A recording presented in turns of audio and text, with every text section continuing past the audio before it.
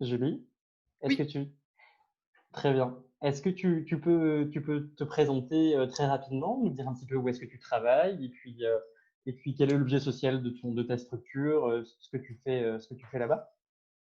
oui, tout à fait. Donc, moi, je suis, nouvelle, hein. Je j'ai commencé juste avant le covid, mais je connais quand même, assez bien le secteur, voilà, qui m'emploie aujourd'hui. Je suis donc secrétaire, générale de Projeunesse. Projeunesse est une organisation de jeunesse, mais une fédération de jeunes, également. Nous sommes la fédération, des jeunes socialistes et progressistes.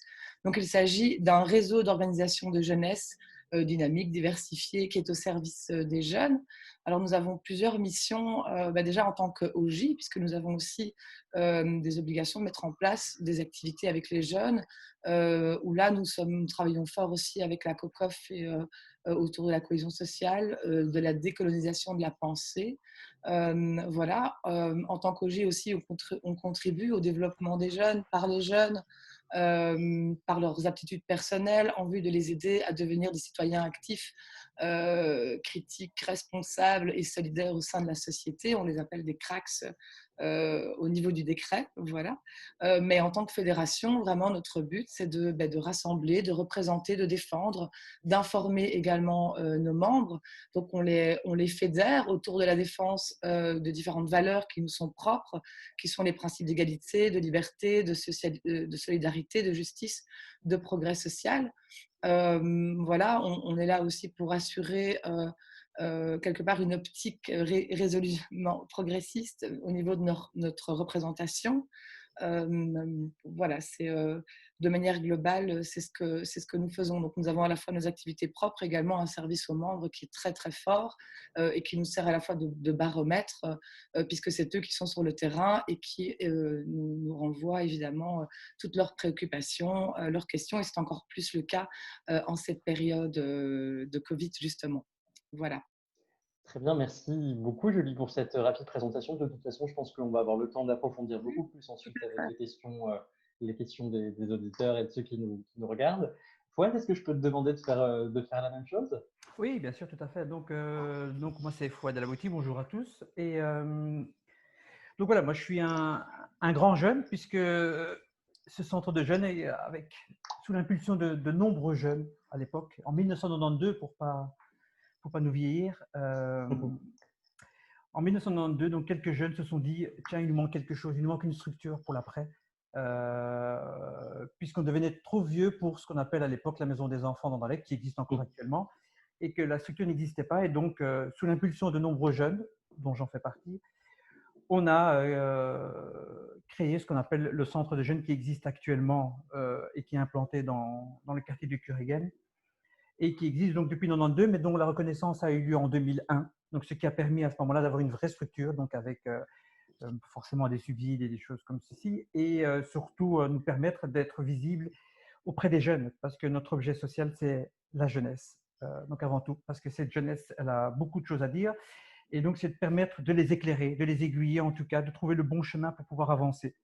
Ça, c'est vraiment notre objet social. Donc, c'est leur permettre une émancipation, tant sociale, scolaire, professionnelle, tout ce qui peut leur permettre de pouvoir prendre cet ascenseur social et de pouvoir grimper là où ils peuvent aller avec leurs compétences, leurs capacités, parce que du potentiel, il y en a. Et le centre de jeunes est cette porte qui est ouverte à tous les jeunes, quels qu'ils soient, d'où qu'ils viennent, pour leur permettre justement d'être ce qu'ils sont, d'être des citoyens, on l'a déjà dit, des cracks, mais surtout d'être des citoyens autonomes et critiques qui puissent vraiment trouver leur place dans cette société parce qu'ils ont leur place.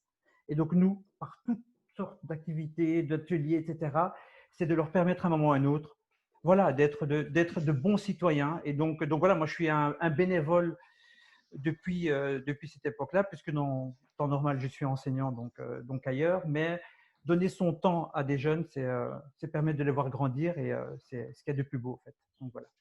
Merci beaucoup, Fouad. Tu as parlé du fait que la porte du centre des jeunes était ouverte. Elle est d'ailleurs restée ouverte, je crois, pendant toute la crise du Ah Covid. oui.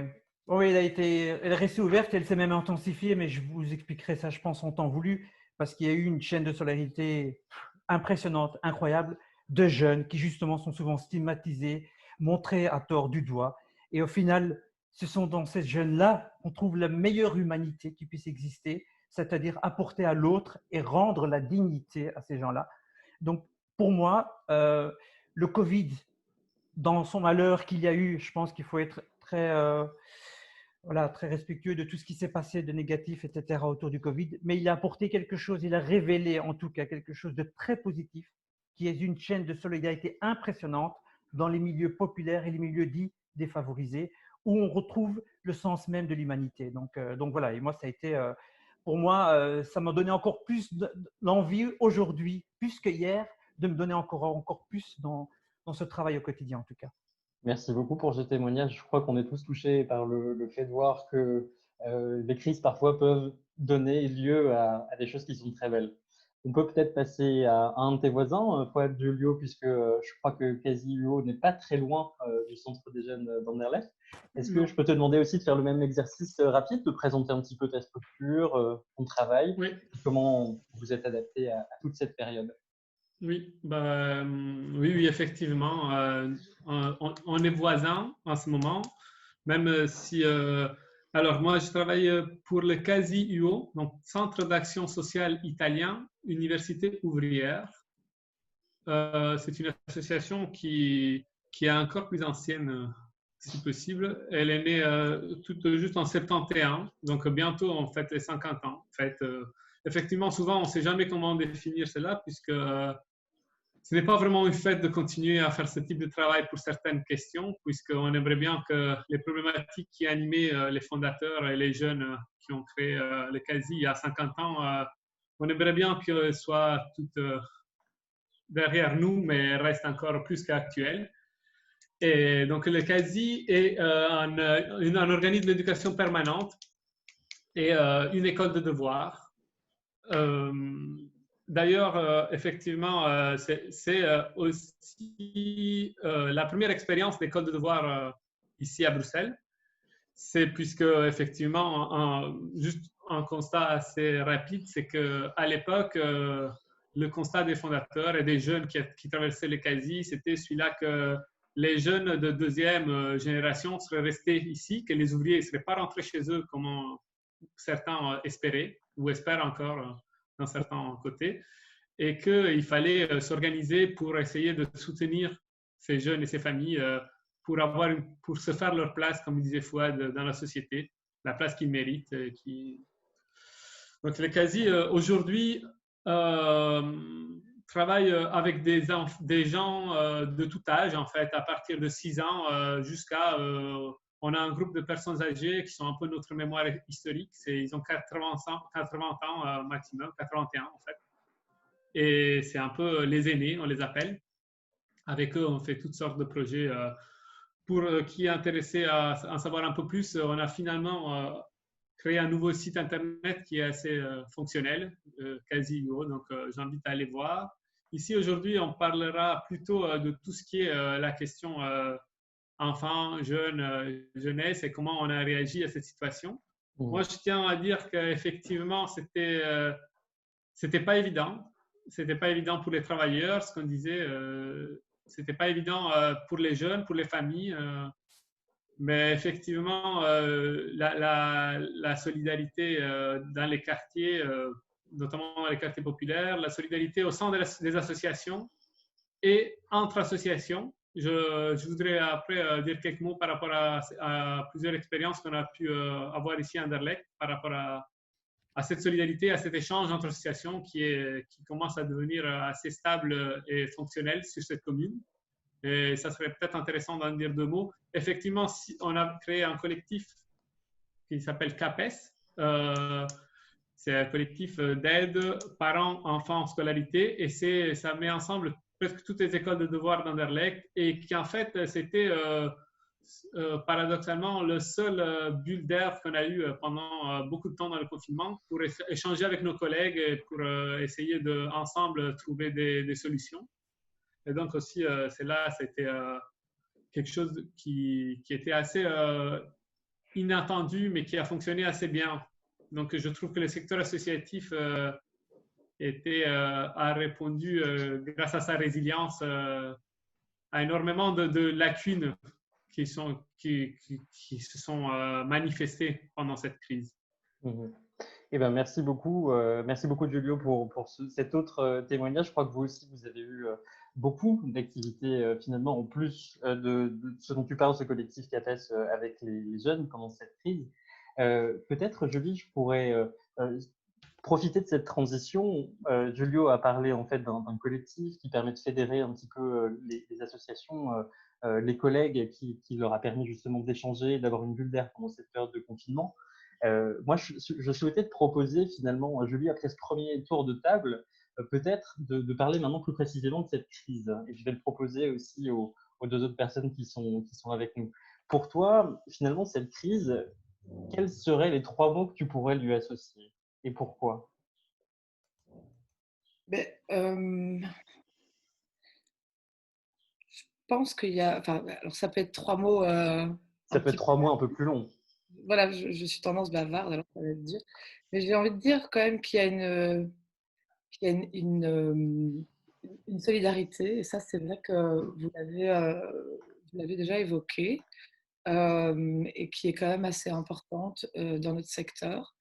Le second mot que j'ai envie de dire, c'est l'après, parce que je pense qu'on ne se rend pas compte que dans notre secteur, si on a certainement eu l'énergie de pouvoir se réinventer pour beaucoup, il y a quand même certains, on aura peut-être l'occasion d'en reparler, mais certaines constatations qui sont quand même très importantes au niveau des décrochages scolaires, au niveau de la désocialisation des enfants depuis le mois de mars. Ce constat est quand même effrayant.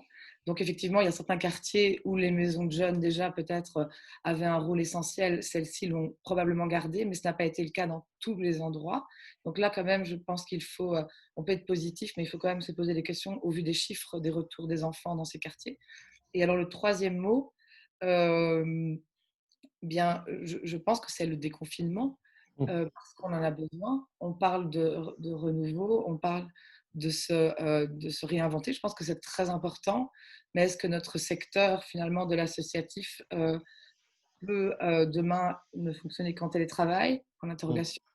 Est-ce que nous pouvons, comment est-ce que nous pouvons nous adapter, nous aussi? Je pense que le mot adaptation serait intéressant ici à développer. Je pense qu'effectivement, moi, je ne sais pas combien de temps je dispose, mais Non, non, tu as le temps. je n'ai pas eu l'occasion de parler de mon public, mais c'est vrai qu'au sein de Projeunesse, nous avons autant des mouvements thématiques, donc c'est-à-dire des syndicats de jeunes, donc les jeunes FGTB, les jeunes socialistes, la Fédération des jeunes socialistes également, qui eux ont plus un travail de sensibilisation avec les jeunes, qui forcément ont travaillé différemment.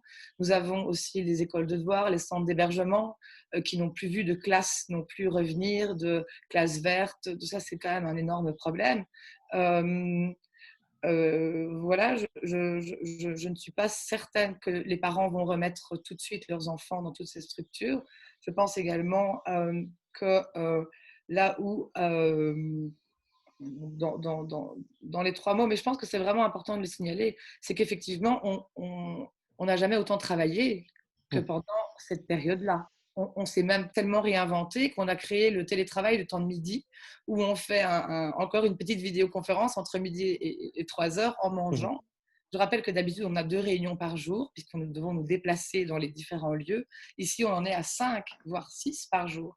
Nous n'avons jamais été autant actifs que pendant ces 3 mois. Je suis crevée. C'est pas évident.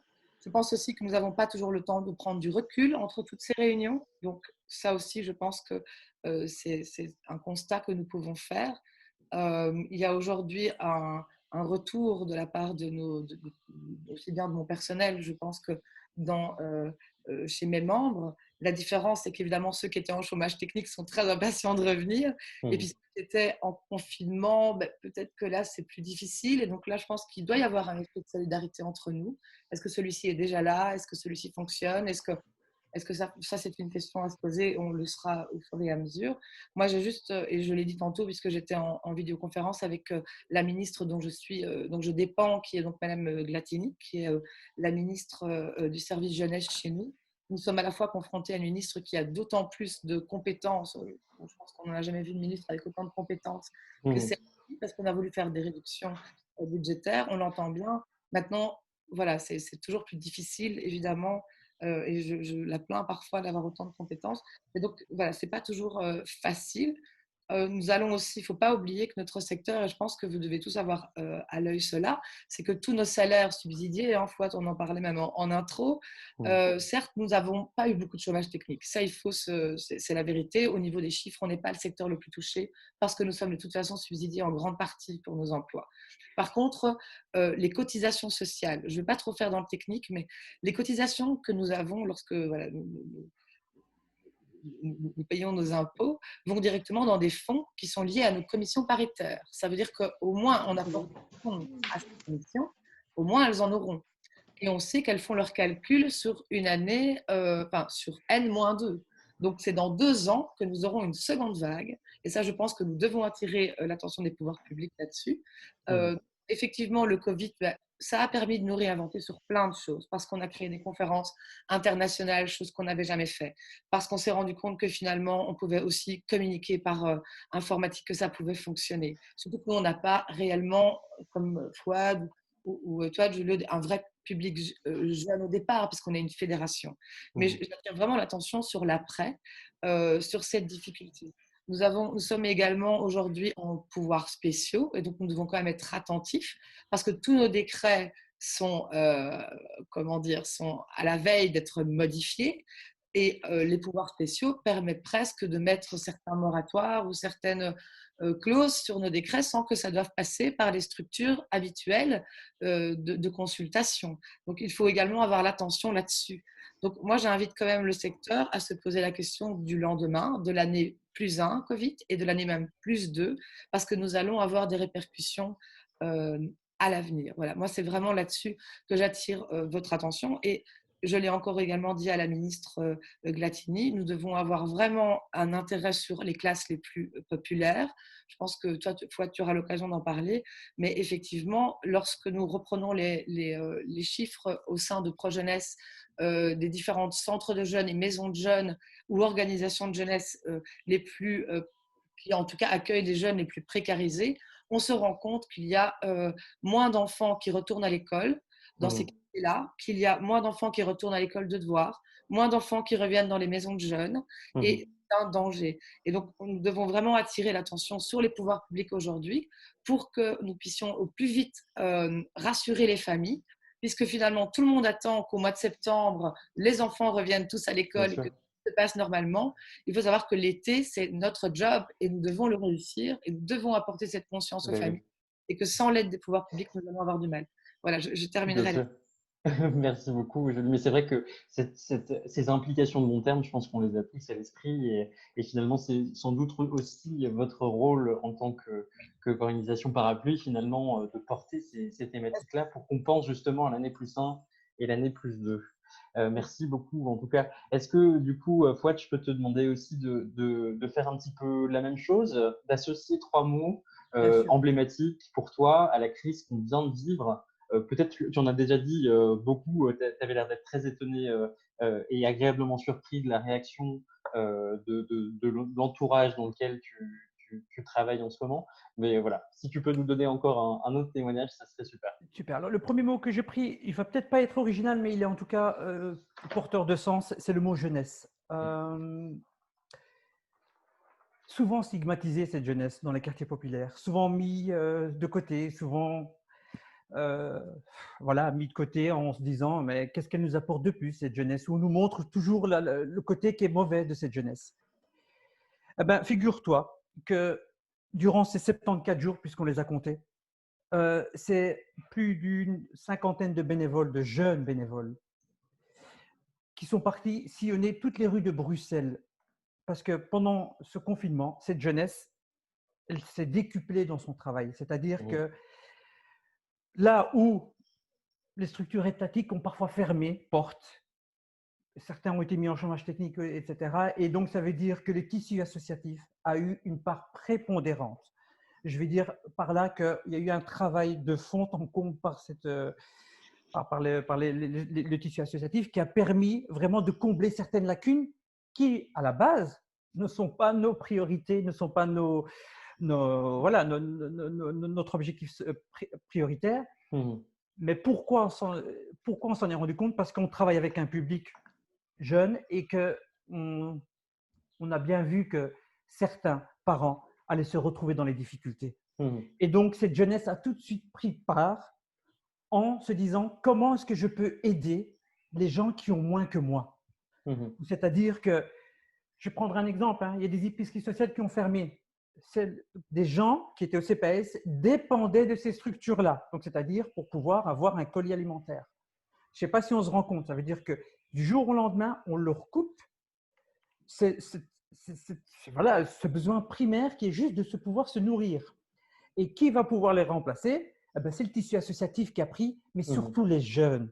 Je tiens vraiment à le souligner. Moi, je tire mon coup de chapeau à tous ces jeunes, souvent stigmatisés, souvent relégués, et en se disant qu'ils ne sont pas capables de rien. Il y a un potentiel et une capacité de réaction énorme parce qu'ils ont pris le téléphone, fait appel à des dons, pris leur voiture, trouvé des voitures dans leur famille. Ils ont parcouru tout Bruxelles. Ils ont été donnés des colis alimentaires à Woluwe en disant, ces jeunes parfois, waouh, c'est beau Woluwe, je ne savais pas que c'était aussi beau.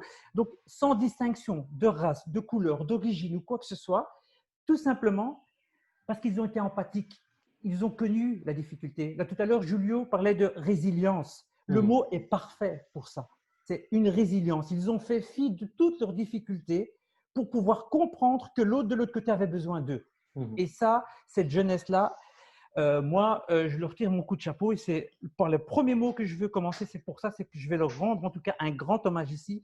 Je vais prendre un exemple encore plus précis de cette jeunesse. On était du côté de la Rosée, là où justement du côté de la place Lemens, où on ne va pas le dire, mais on a plus de 40% de chômage, on a des jeunes qui sont décrochés au niveau scolaire, qui a des difficultés financières, les logements exigus, pas de jardin, on va pas remettre tout ça en truc, mais ces jeunes-là, ils ont fait du porte-à-porte, toqué dans toutes les portes pour récolter des denrées alimentaires et arriver ici avec une camionnette pleine à ras-bord et pour pouvoir les donner à n'importe qui tant qu'ils en avaient dans le besoin. Et il n'y avait pas eu de « donnez-moi un document, donnez-moi ci, montrez-moi que vous êtes au CPS ». Non, on fait fi de tout ça. La première des priorités, c'est d'aller nourrir ces gens-là. Point à la ligne. Et quand on voit 50 bénévoles tous les jours de 8h à 23h ici, non-stop, moi je tire mon coup de chapeau 7 jours sur 7, non-stop. Donc c'était impressionnant. Une chaîne de solidarité comme celle-là, je pense que depuis que je suis né, j'en ai jamais vu. Donc, et ça, il est temps de mettre le projecteur là-dessus. Il y a un t-shirt qu'un jeune m'a donné il y a quelques années et je voulais le mettre aujourd'hui. Et ce t-shirt, il dit « Ils ne nous connaissent pas ». Ça veut tout dire. Il est temps de connaître ces jeunes qui sont dans les quartiers. Vraiment, il est temps de pouvoir faire ce pas-là. Et ça a amené beaucoup de choses, tu sais. Je ne sais plus ton prénom, Damien, c'est ça? Oui, c'est ça, tout à Damien. fait. Ça a amené beaucoup de choses, Damien. Ça a amené des gens qui étaient de l'autre côté, qui commençaient à nous connaître, qui voulaient nous connaître, qui se disent tiens, j'ai envie de venir chez vous, je vais venir à votre association, etc. Et donc ça, pardon, ça sonne. Et donc ça, c'était hyper important. Le deuxième mot que je voulais mettre en truc, c'est l'adaptation. L'adaptation, on ne s'est pas arrêté. Au contraire, je le disais là tout à l'heure, on s'est intensifié. C'est-à-dire que, par exemple, on ne voulait pas que nos jeunes soient laissés sur le côté. Donc, on a tout fait pour prendre contact. Donc, chaque animateur a pris en charge des jeunes, 7, 8 jeunes, avec qui ils ont essayé par tous les moyens de faire ce qu'on appelle de l'enseignement, du soutien à distance. Il fallait absolument ne pas que cette corde craque, il faut absolument la tenir. Et donc, ça, c'était primordial de pouvoir les garder. Et donc, chaque animateur avait en charge des jeunes avec lesquels on a travaillé non-stop, sur lesquels on a lancé des défis. Ils ont fait des dessins, des coloriages, ils ont gagné le premier et le deuxième prix dans un journal. Donc, pour pouvoir justement garder ce tissu associatif, social avec nos jeunes, etc. On s'est rendu compte qu'il y a eu le gros problème des masques.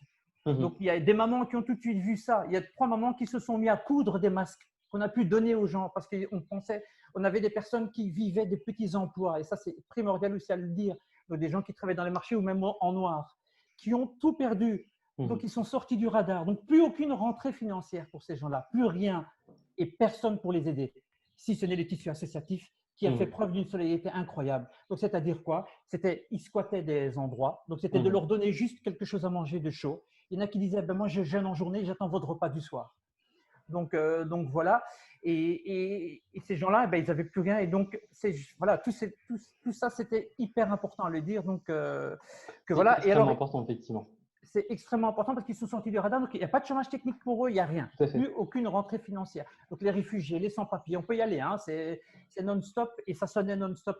Je veux dire, on était à plus de 4500 colis alimentaires distribués quand même. Donc voilà. Énorme, Et les jeunes, effectivement. rien en retour. Hein. Ça, c'est de On leur l'adaptation. dit, on vous paye votre plein d'essence. Non, non, je ne veux rien. Je sais qu'il y en a qui en ont plus besoin que moi. Donc voilà, donc il y a eu les masques solidaires qui sont partis. Il y a eu le soutien à la parentalité, les parents qui se posaient des questions. Mais qu'est-ce qui se passe? Où sont les écoles d'enseignement à distance? Le problème des PC, c'était impressionnant. On a arrêté l'école du jour au lendemain et on ne s'est pas soucié un instant de se dire est-ce que de l'autre côté, il est capable de pouvoir recevoir l'information que je vais lui donner. Ah, c'est incroyable. Il n'y a pas un moment. Et donc ça veut dire qui a pris le relais de nouveau? C'est des associations. Donc je tiens à souligner aussi l'ASBL Lead qui nous a fourni en PC qu'on a pu donner à des jeunes qui ont permis justement de pouvoir se connecter. On a pu avoir des connexions Internet, etc. Donc tout ça, parce qu'on s'est rendu compte que pendant ce confinement, il fallait s'adapter. Et ce mot-là, il était vraiment adapté pour nous. Adapté à cette situation. Exactement, adapté à la situation. On a pensé aussi aux enfants. Donc, on a lancé un appel aux dons pour des jouets, des jeux, des livres. Mais on voulait du neuf. On ne voulait pas d'occasion. On ne voulait pas récolter. On ne voulait rien. On voulait du neuf pour ces gens-là. Et donc, pour ces enfants-là. Et les enfants, quand ils arrivent et qu'ils voient un livre, parce qu'ils sont confinés chez eux à la maison, qu'ils n'ont pas de possibilité de sortir ou quoi que ce soit, et qu'ils ont un jeu de société auquel ils peuvent se retrouver pour pouvoir jouer et passer du bon temps, ben ça, on se dit, on est en train de faire quelque chose. On est en train de faire quelque chose de… Voilà. Ça, c'était le deuxième mot. Et je pense que je vais aller plus vite. Hein. Je pense que si tu peux, effectivement, on commence… comme ça, on pourra laisser une parole aussi. Exactement. Et le dernier, et je pense que j'en ai déjà parlé, c'est humanité. L'humain. Le sens premier de tout ce qui a été fait pendant ce confinement, c'est qu'on a mis l'humain au centre de nos actions. Et donc ça, j'espère à un moment ou à un autre que les pouvoirs politiques, pouvoirs subsidiants, se rendront compte que ce Covid, il a été révélateur, que dans nos quartiers, dans les quartiers populaires, il y a énormément de potentiel, de capacité et qu'il est temps à un moment ou à un autre de pouvoir se rendre compte. Voilà, merci. Merci beaucoup, c'était un beau plaidoyer. Et puis, je pense que s'il y a des personnes qui ne s'étaient pas rendues compte que le tissu associatif avait pris le relais de nombreuses institutions et services qui étaient un peu sur la touche pendant cette période, je pense qu'on l'a bien compris. Giulio, est-ce que je peux te demander aussi de faire cet exercice rapide d'associer 3 mots à la crise qu'on vient de vivre et qu'on est encore en train de vivre d'une certaine manière, peut-être un tout petit peu plus rapidement si ça arrive, comme ça on pourra prendre des questions des personnes qui nous écoutent directement ensuite. Oui, de toute façon, Fouad, il a dit énormément de choses que je partage. Donc, c'est pas là. Et Julie aussi. Donc, effectivement, je peux aller plus vite puisque énormément de choses ont été dites. Moi, les mots, le premier mot qui est en ordre de temps, c'est isolement, en fait. Isolement et injustice. On a vite compris que le confinement n'était pas… C'était une question de bulle, que chacun vivait la sienne et que ce n'était pas la même pour tout le monde. Je cite avec des amis souvent cette scène surréaliste de la famille royale dans son parc de Laken qui nous souhaite un bon confinement.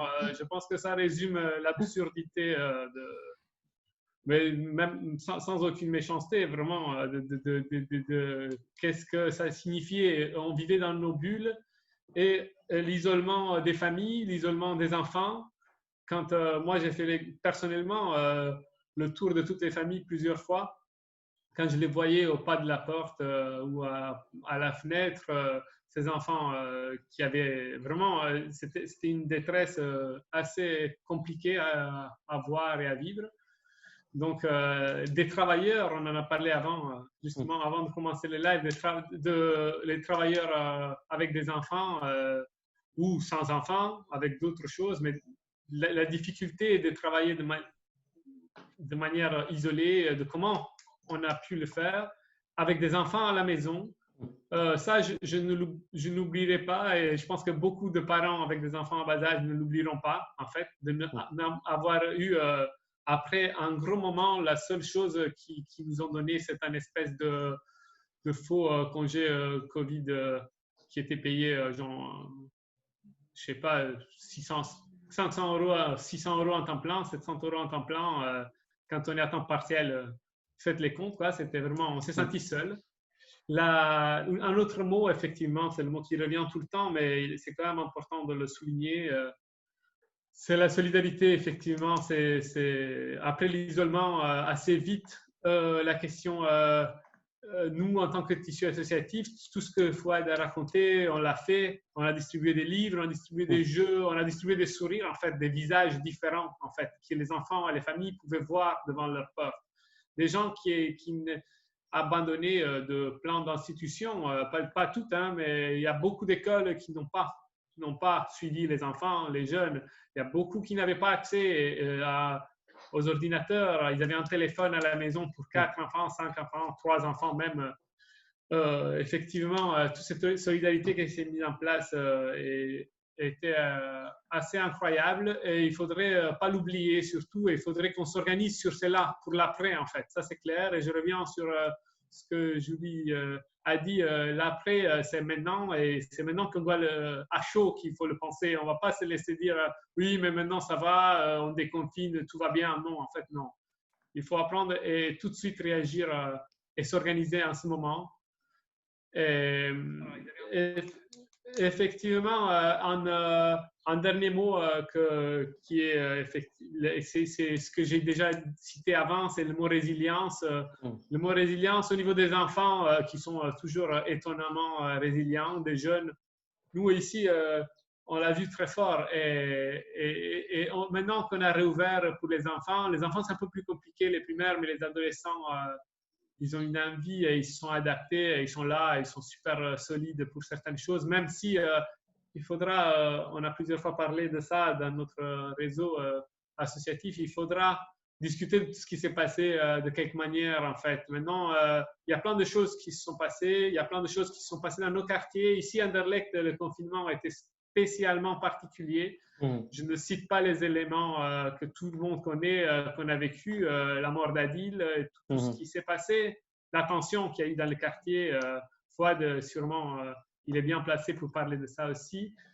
Tout ça était très dur, en fait, quand on était confiné dans des espaces très restreints. Et effectivement, on a été, en tant que secteur associatif, en tant que personne et en tant qu'individu, en tant que collectivité, plus que résilient, plus que solidaire pour répondre à l'isolement qui nous a été imposé et au peu et à la mauvaise communication qu'on a pu recevoir dans certains milieux, notamment. Et bien, merci beaucoup aussi pour ce témoignage qui effectivement complète beaucoup ce qui a été dit auparavant. Si vous êtes d'accord tous les trois, maintenant qu'on a fait ce tour de table un peu exhaustif, est-ce que vous êtes OK pour qu'on prenne les questions des personnes qui nous écoutent? Il y en a déjà plusieurs qui sont accumulées sur le live Facebook. Juste une petite, on me dit que la connexion est assez mauvaise, c'est possible ou pas? Ah, voilà. Tout à fait, apparemment la connexion est pas très bonne. J'étais justement en train d'échanger un peu avec mes collègues pour voir si on pouvait trouver une solution, mais malheureusement pour le moment, moi j'ai du mal à faire quelque chose d'ici. Ah ouais, c'est indépendant quoi. Ouais, malheureusement. Mais en tout cas, on est en train d'enregistrer cette vidéo et puis elle sera remise en ligne. Ah, donc ça, c'est aussi un élément à avoir en tête. Ouais. Donc du coup, je vois une première question qui vient d'arriver il y a 1 minute de ça pour Julie. Pourriez-vous nous expliquer quels mécanismes de soutien aux associations ont été mis en place pour le secteur associatif et est-ce qu'elles sont suffisantes? On a commencé à évoquer un petit peu justement des mesures de chômage partiel et toi, Julie, tu avais aussi parlé de dispositions tout à fait annexes mais qui sont quand même un peu liées, sur le plus long terme en tout cas, de réforme des décrets. Oui, tout à fait. Alors, est-ce qu'elles sont suffisantes? Non, ça c'est clair. Claro que non, ça c'est clair. Mais parce que, évidemment, pourquoi est-ce qu'elles ne sont pas suffisantes? Parce que, justement, j'en ai parlé tout à l'heure, et je pense que d'autres l'ont dit également, on n'a pas tous vécu la même chose en période de confinement. Je pense qu'il y a aussi une différence entre les campagnes et les villes. Je pense que là-dessus, ça joue aussi. Il y a des associations qui se retrouvent, est-ce que vous vous rendez compte, ce sont les premiers employeurs de leur commune. Donc, ça veut dire que s'ils ne fonctionnent pas, il n'y a pas de centre de jeunes, il n'y a rien qui est ouvert, il n'y a pas de centre d'hébergement. Et donc voilà. Alors au niveau, donc qu'est-ce qui a été mis en place? Est-ce que vous avez peut-être suivi ça dans la presse? On a parlé d'un fonds d'urgence, une première vague de 50 millions. Alors on s'était dit chouette, on aura une part de cela. Et puis en fait pas du tout, Mhm. parce que ça peut se comprendre. On continuait à fonctionner. Fois, tu l'as dit aussi. En tout cas au niveau des OJ, le premier permanent est subsidié par la Fédération Wallonie-Bruxelles. Donc c'était vraiment les fonds propres qui nous a manqué pendant les vacances de Pâques, éventuellement pendant les ouvertures. Mhm. Voilà, il faut savoir qu'on est subsidié par rapport à nos activités. Donc, je répète de nouveau, notre problème, ce sera l'année prochaine, quand on devra Mhm. prouver qu'on a fait au niveau des crétals un certain nombre d'activités. Donc, c'est ça aussi le souci. Maintenant, nous n'avons pas encore. Donc, il y a eu une deuxième vague d'argent qui est arrivée au sein de la fédération. Je crois que c'est de l'ordre de 30 millions. Je cherchais les chiffres exacts pour le secteur jeunesse et je pense qu'on est à peu près entre 4 millions, 4 millions et demi si je ne me trompe pas. Mhm. Mais actuellement, nous n'avons pas encore reçu de part de ces fonds. Alors nous attendons. Le seul secteur qui a reçu déjà une aide, et je pense que ça paraît logique, c'est ceux qui font de l'hébergement. Oui. Donc, qui est activité de classe verte, et eux, où ils ont été, enfin, eux, voilà, je veux dire, au moment où ils ne peuvent pas accueillir des enfants les week-ends en hébergement, c'était les premiers à aider. Maintenant, on attend toujours une enveloppe, donc nous n'avons encore aujourd'hui rien reçu. Nous avons quand même aussi une nouvelle ministre. Nous sommes également, alors c'est pas évident pour le secteur, je n'ai pas envie d'être anxiogène avec le public qui nous écoute, mais c'est vrai que nous dépendons donc d'un décret et que tous les 4 ans, nous devons rendre un plan qui définit notre existence. Et nous sommes, comme par hasard, à l'année de la rentrée de ces plans. Mhm. Donc, nous sommes extrêmement inquiets, puisqu'effectivement, traditionnellement, nous avons des instances de consultation. On a également des inspecteurs, une administration qui est disponible pour nous. Aujourd'hui, ça se fera en ligne. On ne sait pas trop comment ça va se passer. Et donc, effectivement, en dehors du fait que nous n'avons aujourd'hui toujours pas reçu de fonds pour nous aider, en tout cas, à survivre et à vivre au-delà de ce Covid. Nous avons en plus une épée Damoclès puisque nous allons vivre cet été avec nos inspecteurs respectifs pour voir si nous serons reconduits ou pas comme maison de jeunes, centre de jeunes, Mhm. organisation de jeunesse. Donc on est tous concernés, messieurs, là, ici autour de la table. Et la deuxième chose, et là c'est encore une moins bonne nouvelle, c'est que bon, ce n'est pas encore acquis puisque ce n'est pas encore passé au gouvernement, mais il se pourrait que la ministre mette également un moratoire, ah, le mot fait frémir, hein, Mhm. voilà, sur les nouveaux agréments. Est-ce que vous vous rendez compte que ça veut quand même dire qu'on coupe le robinet d'entrée? Couper le robinet d'entrée, c'est quelque chose d'assez fort, qui nous inquiète fortement. D'ailleurs, la SBL qui nous reçoit ce soir est directement concernée, Tout puisque à vous fait. avez rentré votre dossier. Voilà, il se peut qu'il soit lu, mais qu'il soit gentiment écarté juste pendant 2 années. Donc, même la vie de Tine dépend aussi de cela. Donc, on doit vivre en plus de ce Covid avec une dette immense de la Fédération Wallonie-Bruxelles, une possibilité de ne pas pouvoir agrandir nos structures telles que le décret nous l'octroie. Voilà.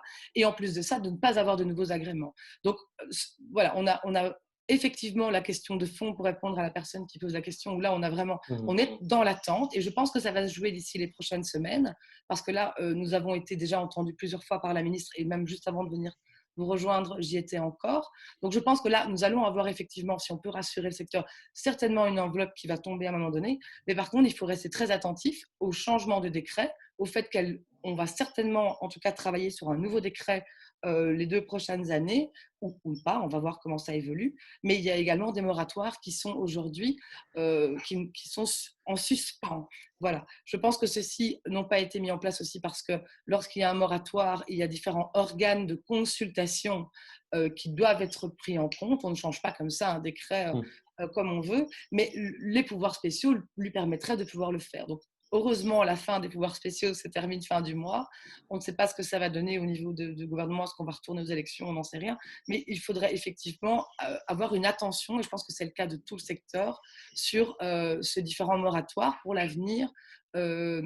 voilà, on a vu à quel point, et Fouad, je te rejoins, à quel point les jeunes ont pu montrer à quel point ils pouvaient être actifs, solidaires.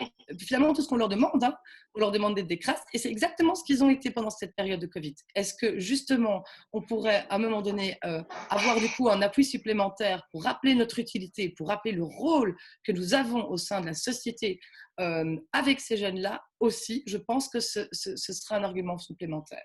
Mais voilà, la crise du Covid, en tout cas, nous vient se rajouter à des problèmes qui sont déjà existants, puisque voilà, nous renouvelons nos plans quadriennaux pour 4 ans, et on sait qu'il n'y a plus de sous, et on sait qu'il y a un moratoire excusez-moi, qui nous pend au nez. Donc là-dessus, j'ai pas de super bonnes nouvelles pour cette personne-là, mais en tout cas, en tant que secrétaire général d'une fédération, je fais partie de ceux qui sont constamment invités chez Madame Glatini pour en discuter. Et effectivement, elle est tout à fait avec nous là-dessus, hein, donc c'est pas un problème politique, même si elle est d'un parti opposé au mien, puisqu'il y a du MR. On n'a pas souvent eu une ministre MR, hein, ça fait un peu peur, mais voilà. Donc là-dessus, s'il faut avoir plus d'informations, je pense qu'on en aura d'ici les prochaines semaines.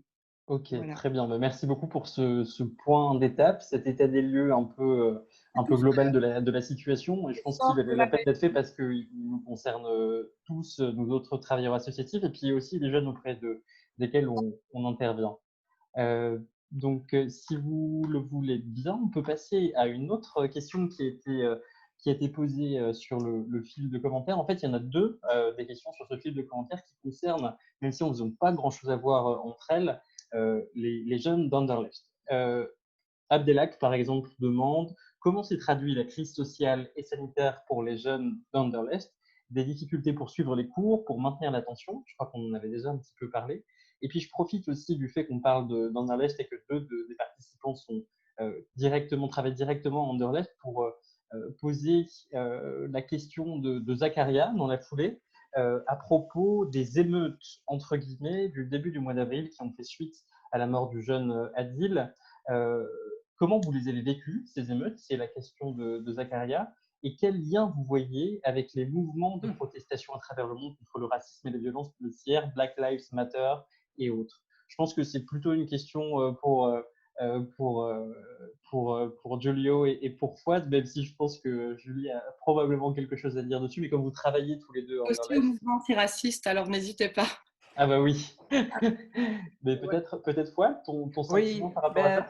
Tu sais, les violences qui ont suivi la mort tragique d'Adil, qui au demeurant est une personne qu'on connaissait ici au centre de jeunes Anderlecht d'abord, à travers les jeunes qui le connaissaient, et qu'il fallait d'abord un petit peu remettre un petit peu du contexte là derrière Adil, parce que le Adil qui a été tué ici à Anderlecht, ben, c'est le George Floyd des États-Unis. Peut-être dans un contexte différent parce que les États-Unis ont un autre, mais on est dans la même structure un petit peu, donc on a quand même pour moi un racisme systémique qui est au-dessus et qui légitime un petit peu entre nous la violence parfois policière et qui empêche justement aux jeunes de pouvoir s'exprimer tout simplement. Et le Adil, d'abord pour remettre les choses dans le contexte, était un féru de bécanes, de motos et compagnie, de scooters. Donc c'était un jeune comme il en existe, de 19 ans, qui vivait ici à Kuregem, comme tout jeune, en fait, qui aime s'amuser, qui aime rigoler, qui aime jouer, mais sans avoir eu à aucun moment un problème avec la police. Donc c'est-à-dire qu'il y avait un casier judiciaire vierge par rapport à tout ça. Donc, je pense qu'il est important de remettre ça, parce que souvent, quand il y a une violence policière, on essaye de mettre un parallèle en disant « oui, mais il a fait ça ». De toute façon, même s'il avait commis ça, cela ne mérite pas une mort. De toute façon, il y a une justice pour ça. La justice est là. Nous sommes dans un état de droit. Le droit fait qu'un policier, il est là censé nous protéger dans un premier temps. Puisqu'on parle d'impôts et compagnie, on rappelle que la police est un service public. Donc, il est là. Normalement, c'est même moi qui dois demander des comptes à la police, de devoir lui demander des comptes. Ça, c'est pour remettre les choses dans leur contexte. Alors, la colère, elle peut se comprendre. Pourquoi elle peut se comprendre? Parce que ce qui arrive à Adil, qui est un jeune de 19 ans, pourrait arriver à un autre jeune du quartier. Ce que j'ai vécu en 97, les émeutes de Kuregem ici, c'est un petit peu la même chose qui s'est passé il y a un mois ici à Kuregem, plus ou moins au même endroit, et qui demande juste une chose très importante. Et ça, il y a un moment ou un autre, il va falloir qu'on le comprenne une fois pour toutes, c'est une justice. Le jour où on pourra répondre par la justice à ces jeunes, ce jour-là, alors les jeunes pourront se dire on a été écoutés et entendus. Qu'est-ce qui s'est passé avec George Floyd? Il a fallu une caméra, il a fallu quelques jours après pour qu'enfin, sous pression populaire, on puisse commencer à se dire tiens, il a quand même commis un homicide involontaire. Et puis la pression populaire fait qu'à un moment ou un autre, on transforme ça en meurtre. Pour moi, c'est très important. Ça veut dire qu'on écoute la rue. Et donc, ça, c'est très important. Et donc, la tension, elle est là, elle est palpable. Et à un moment ou à un autre, il va falloir écouter ces jeunes. Parce qu'ils sont là dans la rue et qu'ils ont besoin d'être entendus. Donc, tout simplement. Et donc, voilà. Donc, nous, en tout cas, il y a une pensée émue, en tout cas, pour Adil et sa famille, qui, au demeurant, je le rappelle, sa famille, il faut bien le dire, a perpétué ce que faisait Adil. Adil, qu'est-ce qu'il faisait? Il allait au parc Maximilien apporter avec son oncle à manger aux réfugiés. Ses parents ont fait don pendant des semaines de caisses et de caisses de légumes pour perpétuer ce que Adil faisait déjà lui-même. C'est-à-dire de permettre qu'à travers ce geste-là, Adil vit encore à travers ça. Et donc, ça montre à quel point l'humanité qu'on disait là tout à l'heure, elle imprégnait Adil. Et donc, je pense que c'est ça qui a fait mal. C'est que les jeunes se sont dit, mais attends, qu'est-ce qu'il a fait pour mériter une mort? Oui, il a peut-être roulé en bécane, oui. Bref, on s'en fout de tout ça. Et à un moment ou à un autre, il y a une justice. On l'arrête. Si on ne sait pas l'arrêter, on l'arrêtera à un autre moment. Point à la ligne. Et donc, voilà. Donc, maintenant, la tension, elle est palpable. Elle reste palpable. Il va falloir une réponse. Parce qu'on est en confinement. La réponse, elle n'a pas encore été faite. Le deuil n'a pas encore été fait parce qu'on se rend bien compte et qu'à un moment ou à un autre, ce qui s'est passé avec Adil, ce qui s'est passé avec Mehdi il y a un an, ce qui s'est passé avec Maouda il y a quelques années, j'espère qu'on en a fini avec ça, quoi. Malheureusement, la liste est longue. J'ai l'impression que ça. Oui, elle est longue et elle est interminable. Et comme je dis, elle a commencé déjà bien avant. Donc, moi, j'ai connu les émeutes de 97 ici à Kuregem. Et voilà, je pense qu'à un moment ou à un autre, il faut une réponse globale, une vision claire du quartier de Kuregem et des autres quartiers du Croissant Pauvre de la région de Bruxelles-Capitale. Je parle du quartier populaire, mais c'est tous les quartiers. Ça peut exploser aujourd'hui à Kuregem et demain, ça peut exploser à Schaerbeek ou à Molenbeek. Voilà. Merci beaucoup, Fouad, pour ta vision des choses. Julio, tu veux compléter ou ajouter quelque chose? Juste peut-être deux phrases.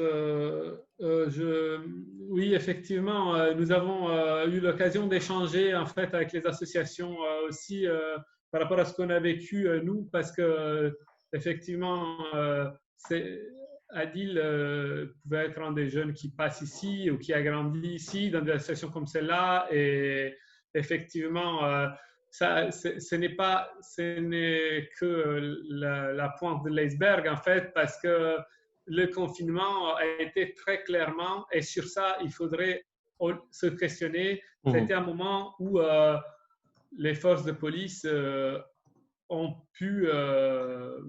avaient comme mission, soit en rue, mais avec quel mandat et avec quels moyens. Et effectivement, est-ce que l'état de droit n'existait plus?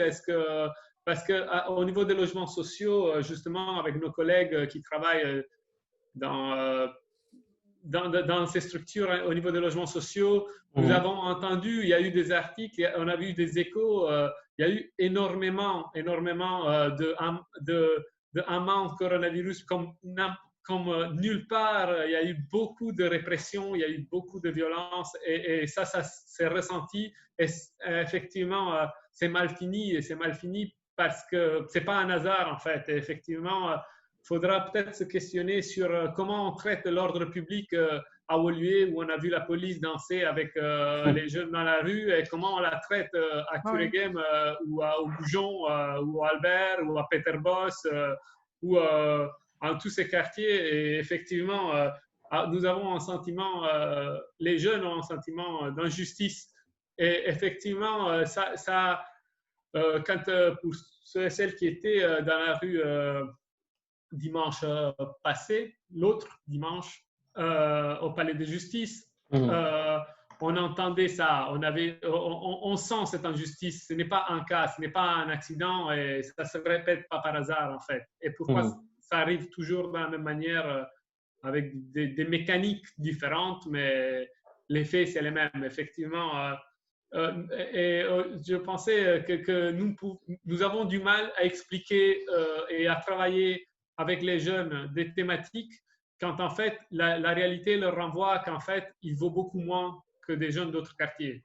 Et donc effectivement, il faudrait nous donner les moyens de travailler et donc traiter finalement ces quartiers pas comme des quartiers de 5e zone comme on le fait en ce moment. Depuis bien longtemps, puisque effectivement, moi je suis là depuis pas très longtemps, mais j'ai retrouvé ici dans les archives de l'association qu'on est en train d'éplucher des articles qui sont du même style, les mêmes choses d'il y a 20 ans, 30 ans, 40 ans, à un moment, les jeunes et les gens des quartiers, ils en ont marre, en fait. Et la colère s'exprime comment elle peut s'exprimer, en fait, avec les moyens qu'on nous donne pour l'exprimer. Effectivement. Bah oui, effectivement, il y a de la colère, c'est sûr, et je pense que vous l'exprimez bien. Malheureusement, peut-être qu'elle a encore un portage politique qui est peut-être un peu défaillant. Ça, c'est peut-être mon avis personnel, si je peux me permettre de le donner. Damien, si je peux Bien sûr, je t'en prie. Une autre casquette, du coup, bien sûr. Je suis administratrice déléguée du MRAX depuis maintenant 4-5 ans. Oui. Il y a une citation qu'a fait le responsable à la délégation des droits de l'enfant qui était très juste, c'est que finalement, ce qui nous fait peur, ce n'est pas vraiment qu'il nous frappe, c'est qu'il nous étouffe. Et au MRAX, on avait fait un travail là-dessus. On s'est dit, mais finalement, on n'a pas idée en tant que blanc que d'oublier sa carte d'identité peut nous mener à l'hôpital, finalement. Et qu'on augmente, enfin, on a aussi enregistré au MRAX, et je terminerai là-dessus, comme ça on peut passer à d'autres sujets s'il y a d'autres questions, mais on a en tout cas enregistré une hausse constante de 26% depuis 2019 sur les contrôles et les signalements. Donc effectivement, ce sont des choses qui sont à prendre en compte. Et donc qui reflètent tout à fait ce qu'a pu dire le droit de l'enfant. Tout à fait, tout à fait. Bah écoutez, effectivement, il y a d'autres questions. Si vous voulez, on peut continuer effectivement, à les prendre. J'en ai vu juste une que je suis en train de retrouver à l'instant à propos justement de comment se sont rapprochées les associations, et ça me fait penser que Julio, tu nous avais parlé du collectif CAPES, justement. Peut-être tu peux la prendre cette question. Oui. Et puis il y a aussi une dimension très pro-jeunesse là-dedans. Comment ont réagi les autres associations? Est-ce qu'elles se sont plutôt rapprochées de vous pour trouver des objectifs ou des méthodes communes? C'est une question posée par Abdella. Oui, alors effectivement, nous, en tant qu'association, en fait, la chose importante à comprendre, selon moi, par rapport à notre travail d'association en ce moment, c'est que chaque association a agi, et ça, c'est vraiment ma perception, puisque j'ai pu échanger avec beaucoup d'associations en cette période, avec les moyens qu'elle avait et avec les spécificités qu'elle avait. Donc, nous, ici, très clairement, on habite dans un quartier, on travaille, j'habite à côté, c'est pour ça que je dis on habite, on travaille dans un quartier qui a 2 parcs pas loin, donc effectivement, les jeunes et les enfants, assez vite, pas très vite, pas assez vite à mon avis, mais assez vite, ils ont pu pouvoir faire des petites balades, mais effectivement, donc nous, on a plus fait tout ce qui a été un soutien à la parentalité aussi. Qu'est-ce qui s'est passé? À essayer de traduire certaines informations, de les expliquer, d'aider les jeunes à rester accrochés au fil que Fouad décrivait, à ce fil qui ne devait pas se rompre et qu'il s'est cassé pour énormément de jeunes et d'enfants, en fait. Et sûrement, beaucoup moins pour les jeunes et enfants qui investissent dans des associations qui sont restées actives. Effectivement, il faut dire qu'ici à Anderlecht, nous avons, de par notre expérience, une demande de soutien scolaire et de soutien à la parentalité qui est énorme et qui est satisfaite pour notre part, même pas à la moitié, et beaucoup moins en fait. Et donc, effectivement, on aurait pu, avec des moyens différentes associations, peut-être éviter cela. Nous avons aidé avec des groupes WhatsApp, avec des outils. Nous avons accompagné les enfants. Nous sommes allés les voir de loin. et les autres associations, je pensais à une association à Cureghem qui est pas loin du centre de jeunes, le Compas qui a ouvert son jardin et qui, sur réservation, il ouvrait à des familles en fait qui pouvaient l'utiliser pendant la journée, des familles du coin, parce qu'effectivement les parcs ils étaient fermés. Il y a eu certains parcs fermés en fait. Je pense que le parc celui-là qui est de rue de Liverpool, il a été fermé à un moment. Tout le parc, pas la plaine de jeu, clairement.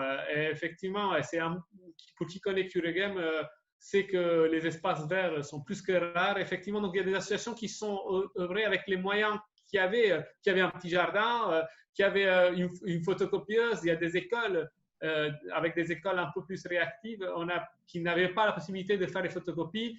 Demander aux assos de faire des photocopies et de distribuer aux jeunes. On les a emmenés aux jeunes. On a commencé des correspondances à la main avec des lettres avec des jeunes et des enfants pour les faire sentir moins seuls et pour les faire exprimer ce qu'ils vivaient. En fait, et tout ça a été possible parce que, en fait, chaque association, on s'est réunis. En général, c'est un collectif, le CAPES, qui se réunit une fois chaque 6 semaines, en fait. Et pendant la période de confinement, on s'est réunis au moins une fois par semaine. Puisque, et chacun venait avec ses idées, et chacun disait, ah, ben ça marche en fait chez moi, pourquoi pas. Et donc, effectivement, il y a eu énormément de choses qui ont été faites pour des familles, pour des individus. On a testé plein de choses. Nonobstant, moi, j'étais super en colère à un moment. Après l'ouverture des magasins, donc il n'y a pas longtemps, nous, en tant qu'association, nous n'avons pas, nonobstant on l'a demandé à Voix Super Haute, on n'a pas eu le droit de sortir avec des groupes avec 5 enfants et un animateur, puisque ce n'était pas possible. Donc, les enfants qui vivaient dans des endroits confinés, qui n'allaient pas à l'école, ils ne pouvaient pas sortir avec un animateur responsable qui travaillait avec des assurances et tout ce qu'il faut dans un parc, alors qu'on pouvait aller se balader à la rue Neuve. Donc, effectivement, nous avons essayé d'organiser énormément de choses et très clairement, on a ressenti que énormément d'institutions n'étaient pas en mauvaise foi, souvent, je pense. Vraiment, ils ne sont pas sur le terrain, ils ne se rendent pas compte des besoins des gens et ils étaient très lents à réagir, très lents à nous soutenir. Donc, des fois, on a fait des choses qu'on pouvait faire à moitié, on peut dire. Et donc, on a dû… mais c'était… effectivement, je pense que le réseau associatif a fonctionné grâce à lui-même. Et ça, c'est super important à dire. Peut-être pour des grandes associations, c'est autre chose aussi. Je sais que chaque quartier et chaque commune a ses spécificités. Mais effectivement, nous avons travaillé sur une série de… on avait listé les initiatives qu'on a fait. On a peut-être 10, 15 de types totalement différents par rapport au quartier, par rapport à l'espace qu'on a. Nous, par exemple, ici, on a seulement un espace avec des fenêtres encore aujourd'hui. Alors, en général, on accueille dans d'autres espaces et maintenant, on ne peut pas. Donc, on ne peut pas encore accueillir tous les jeunes. Donc, théoriquement, maintenant, finalement, on peut sortir et ce n'est pas encore très, très clair avec des jeunes, avec des groupes de 10 jeunes. On nous a encore dit qu'on ne sait pas si on peut. Bon, je pense qu'à un moment, c'est évident qu'on va le faire puisqu'il y a un réel besoin. Donc, effectivement, en fait, on n'a pas des réponses claires et on a pu quand même mettre en place des choses nonobstant cette manque de réactivité très souvent, quoi. Donc, grâce aussi au rapprochement d'une certaine manière via justement ce collectif qui s'est réuni beaucoup plus de fois et selon un rythme beaucoup plus soutenu que d'habitude, en prenant un peu des détours avec la règle parfois. Oui, si je comprends bien. Juste une autre petite chose, parce que je ne l'ai pas dit avant, mais c'est super important. Pour ce qui concerne le soutien scolaire et tout ce qui est l'aide à la jeunesse, nous travaillons avec des groupes en général. Et ce que nous avons essayé de demander pour le futur, et je tiens à le dire ici parce que ça peut résonner dans d'autres milieux, c'est de pouvoir travailler avec des individus ou des petits groupes en fait, pour l'année qui vient, au moins pour un an, parce qu'il y a des choses qui se passent. En fait, il y a des enfants et des jeunes qui ont… des primo-arrivants qui n'ont plus parlé français, qui reviennent ici, ils ne savent plus parler. Et l'année prochaine, ils reviennent à l'école après encore 2 mois de vacances. Donc, on a besoin des moyens supplémentaires, au moins qu'on nous laisse faire notre travail parce que ça va être vraiment difficile et on a besoin de cela. On a besoin. C'est vrai qu'on a gardé, on a gardé nos subventions, mais on a besoin de plus pour pallier à ce qui va se passer, quoi. Parce que les besoins vont être beaucoup, beaucoup plus importants, c'est sûr. Est-ce que, Julie, tu veux aussi dire un mot justement sur cette question? Je ne sais pas si tu as envie. Est-ce que, justement, en tant que toi, secrétaire général d'une organisation parapluie, tu as senti qu'il y avait un besoin d'appui plus important des autres associations? Est-ce qu'elles se sont rapprochées de toi et de ta structure pour justement trouver des objectifs et des méthodes communes? Ça peut être au niveau opérationnel ou au niveau justement du plaidoyer, du lobbying. Alors, au niveau de mes membres, évidemment, puisque c'est pour ça qu'on est là, évidemment, je tiens quand même à préciser que même à ce niveau-là, euh, il y a une nouvelle dimension entre elles. Nous, on a toujours donné des formations à l'ensemble de nos membres et on a toujours eu l'habitude de les voir travailler les uns avec les autres. Et ça n'a pas changé, au contraire, ça s'est intensifié pendant le Covid parce qu'on a mis en place des mini-formations, même pour la petite anecdote, parce que finalement, les écrans, ça fatigue. Et donc, on a même mis en place des petites capsules de méditation pendant une demi-heure que n'importe quel de nos membres pouvait avoir pour pouvoir se détendre. Donc, on essaie de mettre des différentes choses en place et donc on les a rencontrés autrement. Ça, c'est peut-être important à dire. Par contre, effectivement, j'ai pu avoir certaines communes qui me sont revenues, certainement, et donc j'invite même les associations qui peuvent nous entendre aujourd'hui, hein, même si nous avons des membres chez nous et que c'est directement, enfin, voilà, on a un service vis-à-vis d'eux. En tant que secrétaire général, moi j'invite toute personne, vous pouvez trouver mon contact s-g@projeunesse.be. N'hésitez pas à me faire des demandes si je peux vous informer, puisque j'ai vraiment des accès et je peux directement relayer vos questions là où elles doivent être relayées. Ça, c'est une chose importante.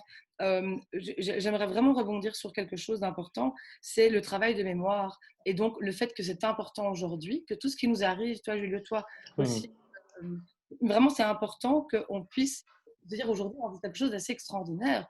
On est en train de mettre en place des choses. On va vivre des plaines ou des centres de vacances qui sont hallucinants, qu'on n'aura jamais vécu, avec des protocoles. Il va falloir s'adapter à tout ça. Moi, j'invite vraiment tout le secteur associatif à peut-être écrire des articles sur ce qui se passe, prendre des photos, les renvoyer, essayer peut-être, nous on va déjà le faire à ProJeunesse parce qu'on a été faire des photos de Bruxelles pendant le Covid, donc qui sont des photos de désert, hein, ça fait peur. On aimerait bien également conjuguer à ça des expériences associatives comme on le fait aujourd'hui.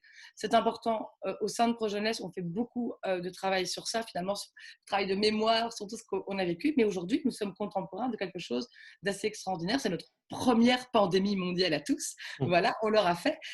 Moi, je trouve que c'est très important, justement, de se retrouver aujourd'hui et de pouvoir le faire.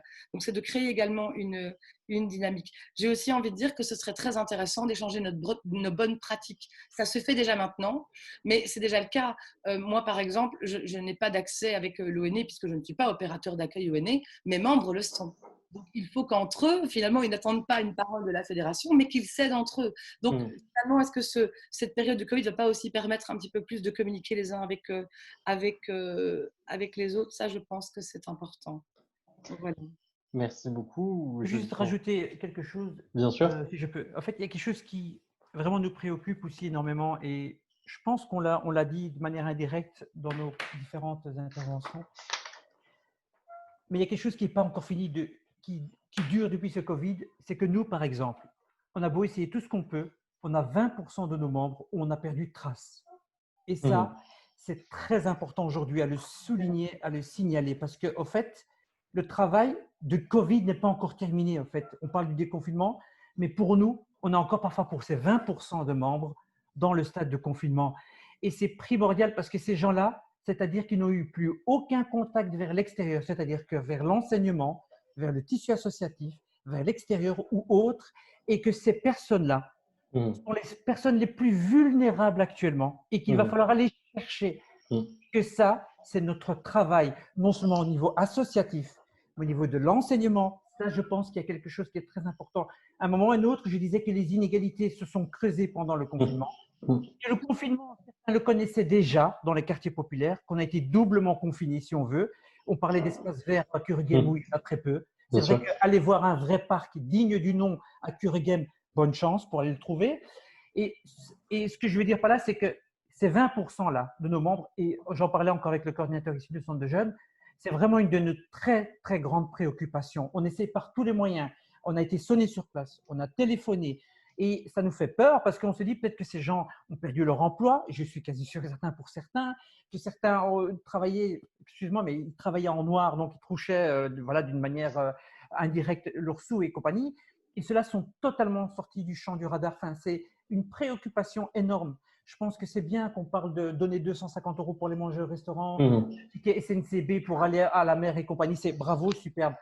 Mais si on pouvait, à un moment ou à un autre, que tout cet argent-là, qui serve aussi à ces personnes qui sont les plus vulnérables dans le quartier, c'est cela. Moi, je n'en ai pas besoin de ces tickets SNCB, honnêtement. Je peux m'en sortir sans.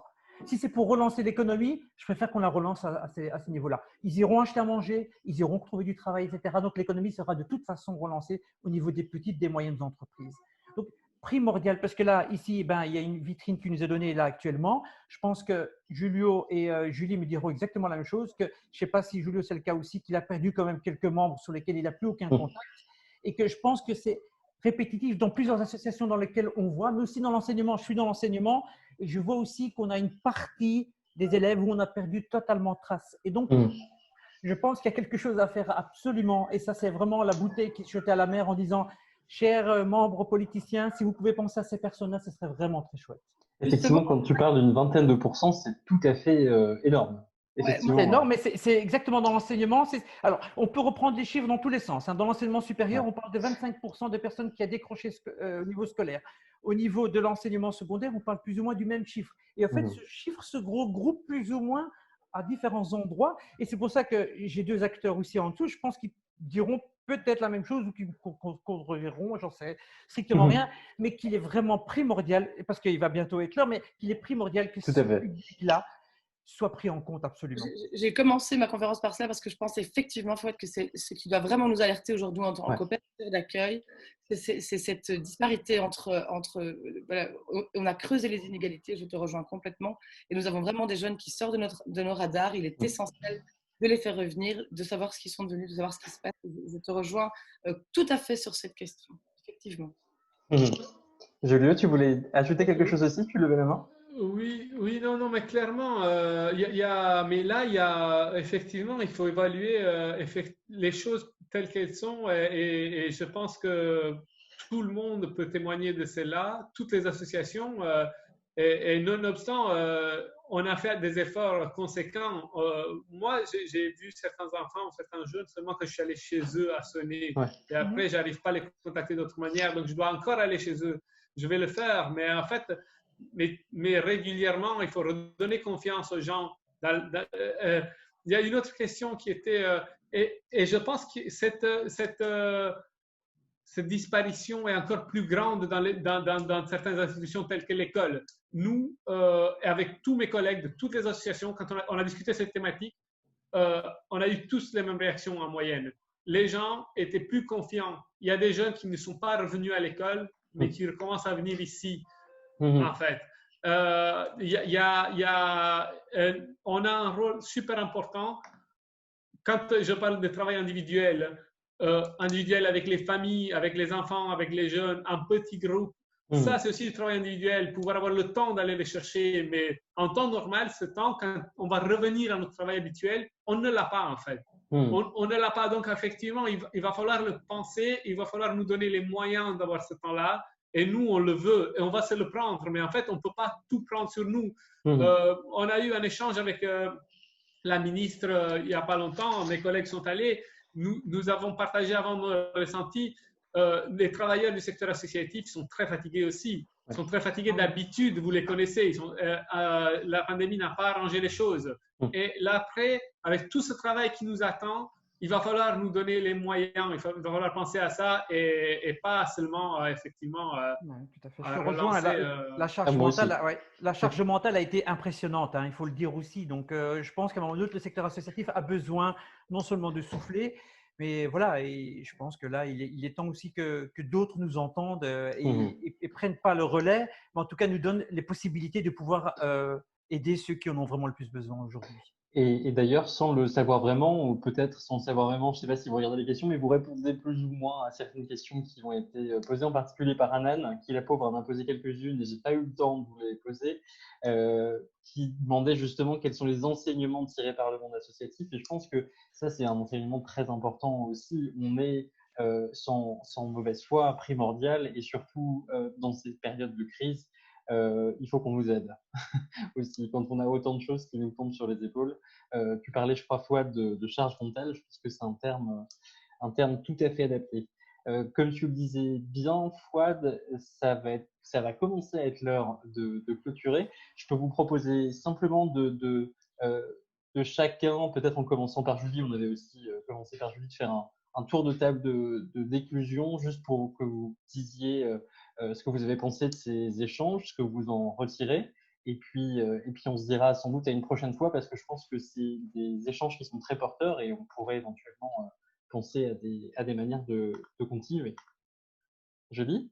Oui, alors donc, moi je dirais déjà une chose, c'est que j'ai quand même hâte qu'on revienne au présentiel Ah aussi. bah oui. Parce que c'est vrai que c'est, voilà, toutes les personnes qui sont derrière, on ne les voit pas. C'est pas facile finalement de faire ce genre d'exercice et de ne pas avoir le public. Nous qui sommes dans l'associatif, nous qui vivons finalement avec eux, qui travaillons avec eux, ça me manque. Je pense que c'est quelque chose vraiment. J'ai hâte de pouvoir revenir à la normale.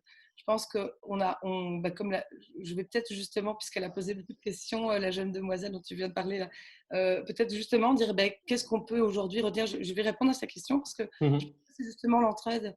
Je pense que justement aujourd'hui, ce que cette conférence, en tout cas, m'a permis de faire, c'est d'avoir envie de relayer tous les collectifs dont vous m'avez parlé. J'ai envie de pouvoir les appuyer au sein des différents cabinets. D'expliquer et de pouvoir justement appuyer ce lobby que nous pouvons avoir. Je pense qu'aujourd'hui, il est quand même mis plus qu'en lumière quand on voit la responsabilité que nous avons demain et pendant cet été, et comme aussi Fouad l'a dit, de pouvoir rassurer les familles, notamment les plus précarisées, pendant cette période et de pouvoir les accompagner, éventuellement de pouvoir leur permettre de rattraper leur retard scolaire. Enfin, vous imaginez un petit peu. Donc, je pense effectivement que de tout cela et de toutes les bonnes pratiques et de toutes les expériences que nous avons vécues, eh bien, je Mhm. pense qu'il faut les ramener au premier plan. Je Mhm. pense que ça fait partie de mes rôles. Et donc, je serais vraiment enchantée qu'on puisse rester en contact, effectivement. Et si d'autres personnes, comme je l'ai déjà dit, souhaitent se mettre en contact avec moi, parce que je pense effectivement que c'est essentiel. Euh, Peut-être qu'avant Covid, on se tirait un peu dans les pattes parce qu'on avait des couleurs politiques. Est-ce qu'aujourd'hui, on en est là? Ça, c'est la question. Est-ce qu'aujourd'hui, on n'est pas tous concernés par la même chose? Qu'on vienne d'une fédération un tel ou d'une fédération un tel, certainement, moi, voilà, on est rouge, hein, on est socialiste et progressiste. Maintenant, voilà, une maison de jeunes qui ne pourra pas demain se créer parce qu'il y a un moratoire, je pense qu'on est tous concernés. Et donc, effectivement, je pense que moi, ce que je retire vraiment de cette conférence, c'est la joie de voir que, ben voilà, Anderlecht, il y a quand même des bons représentants là aujourd'hui qui sont connus dans le secteur et je suis vraiment ravie de les voir, de se mettre en contact et de pouvoir agir ensemble et de pouvoir former un lobby commun. Voilà, ça c'est vraiment ce que j'ai envie de dire à l'issue de cette conférence. Voilà. Et en fait, tu réponds aussi à une autre question d'Anan qui demandait quelles mesures devaient être prises peut-être par le monde associatif pour atténuer l'effet néfaste de tout ce qu'on est en train de vivre, sans aucun doute se fédérer pour avoir une voix un peu plus commune. Et j'ai envie de dire aussi pour la rassurer qu'en fait on n'est pas mauvais, Ouais, on on est n'est même pas mauvais. fort, on est même assez bruyant et le secteur où j'appartiens est un tout petit secteur. On est rangé avec l'aide à la jeunesse, on est rangé avec plein de trucs, on n'est pas dans la culture, mais on aimerait tellement nous y mettre, mais nous on veut pas y aller parce qu'on va perdre tous nos droits. Je pense effectivement que ce que les politiques ne savent pas, c'est qu'on peut faire beaucoup de bruit et on n'a pas peur de loger place sur les choqués pendant 2-3 semaines pour arriver à nos fins si jamais on a un besoin. Et donc je pense qu'il faut se faire confiance aussi, surtout se rassembler, ne pas se diviser, ne pas finalement avoir rentrer dans des jeux politiques aujourd'hui, c'est vraiment essentiel, quel que soit finalement le milieu dont on vient, parce que nos jeunes que nous avons, c'est les mêmes jeunes. Hein, donc, voilà. Et on fédère dans l'une ou l'autre fédération, on ne se rend pas toujours très bien de ce qu'il y a derrière. Il y a des maisons de jeunes qui ne savent pas qu'elles sont fédérées chez les cathos ou d'autres structures. J'ai envie de dire que quelle qu'il soit où elles se trouvent, de toute façon, aujourd'hui, on est là pour s'entraider et donc qu'elles n'hésitent pas, en tout cas, à contacter les fédérations qui sont là pour les représenter ou pour représenter tout le secteur de manière générale, toutes valeurs confondues aussi, je pense. Voilà. Bah, super, je suis sûr elle t'a entendu. Quoi, tu veux aussi dire un petit mot pour conclure Oui, cette réunion, cette table ronde? je vais terminer. Donc, ce qui nous a manqué le plus aussi, c'est vrai, c'est quelque chose qui nous a énormément manqué, c'est le contact humain. En fait, il y a Ouais. vraiment le contact. Dans l'associatif, on est tactile, il n'y a rien à faire, hein. Donc, ça fait partie de, voilà, des animations, etc. Mais en tout cas, ce qui est très important, c'est remercier en tout cas toutes les personnes qui ont pris le relais durant ce confinement. Je pense qu'il y a des personnes qu'il faut savoir remercier. Et donc, c'est les premières personnes à qui je tire mon coup de chapeau. C'est ces personnes qui ont pu, pendant 3 mois, tirer voilà, leur épingle du jeu en donnant du temps de soi, etc. Mais surtout que le travail, malgré que la charge mentale est déjà énorme, mais il ne commence que maintenant. On l'a compris. Normalement, on ferme au mois de juillet. On reste ouvert le mois de juillet. On part en une fois ou 3 fois au lieu de partir une fois parce qu'on se rend bien compte qu'il va falloir exprimer, partager, voilà, parce que c'est quand même quelque chose d'inédit et que voilà, il ne faut pas laisser les gens sur le côté. Que voilà, le travail ne commence que maintenant, malgré la fatigue que voilà, le secteur associatif accumule. Voilà, ça montre qu'il y a du bon là où parfois on pense qu'il n'y en a pas, il y a du très très bon et qu'il va falloir s'appuyer en tout cas sur ce secteur. Voilà. Il se fait tard. Merci beaucoup, Fouad, pour ce mot de la fin. Giulio, est-ce que tu veux Oui. aussi dire quelque chose? Oui. Je vais juste ajouter effectivement deux choses qui ont été dites et redites en partie, mais qui vaut la peine de souligner. Et j'en mettrai encore un peu plus. C'est l'idée de la force du réseau et la force du réseau. Très personnellement, moi, je crois aussi dans le réseau qui vient par le bas, en fait. Je pense que nous, en tant qu'association, on doit être capable de prendre le temps d'aller rencontrer nos voisins, les autres. C'est pour ça que je trouvais cette initiative très intéressante. On ne doit pas attendre avec une commune ou un ministère ou je ne sais pas quoi nous réunissent pour se rencontrer.